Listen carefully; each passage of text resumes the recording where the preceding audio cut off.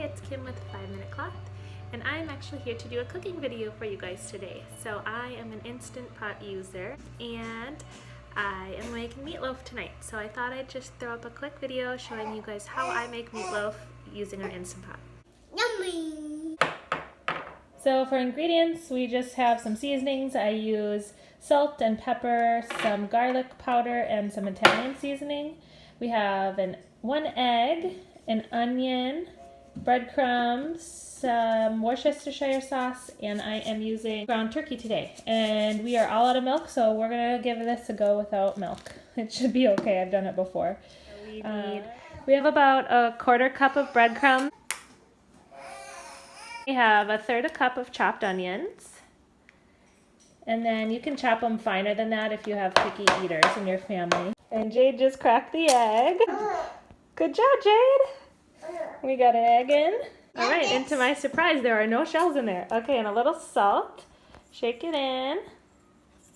Okay, good. Our thing is broken, so it just kind of pours out. And now, what's that? Italian seasoning? Okay, so we get a little Italian seasoning. So I don't measure this at all. It's just kind of to your taste. Very good. This is garlic powder. All right, and then we do about a tablespoon of Worcestershire.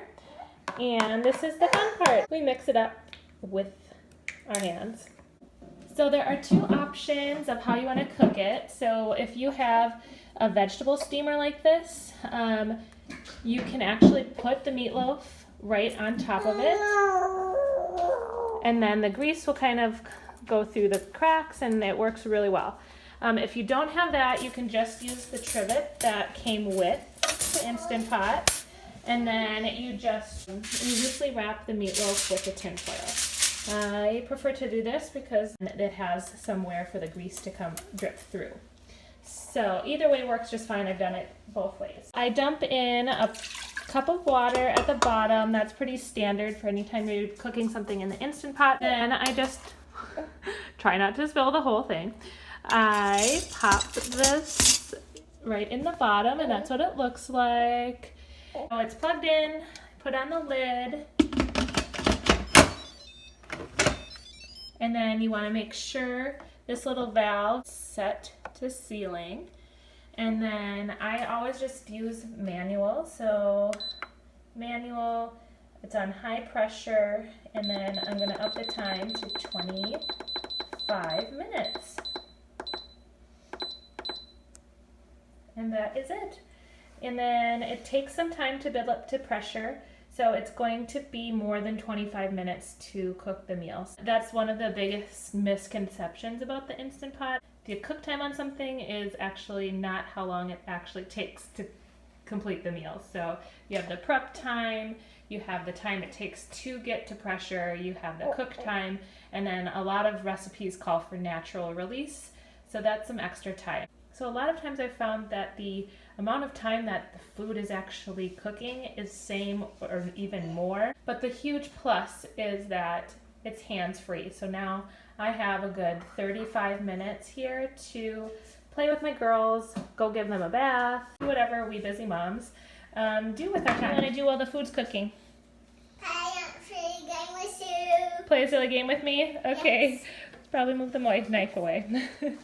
All right. So now we are going to go play. It's been on natural release for 6 minutes. Not on purpose, but I was just caught busy doing a couple other things. And that's another great thing about the Instant Pot. You're not going to destroy your food if it's in natural release for a little extra time. It hasn't totally released pressure, so we very carefully, you don't want your hand over it or you definitely will get some serious burns. You just push this lever to the side, and the steam comes out. And then you wait for that little metal piece to drop down. Okay, so that took about a minute for it to drop. And now we open it up.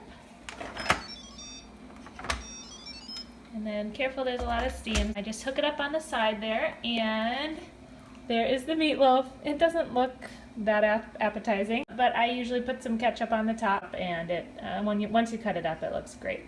One thing to mention is that when you're using the vegetable steamer, there are no handles. You can't just grab it out like you would with the trivet that has those side handles.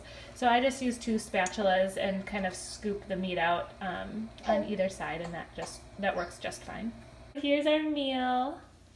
Definitely not the most gourmet thing I've ever made, but it'll be edible and feed the family.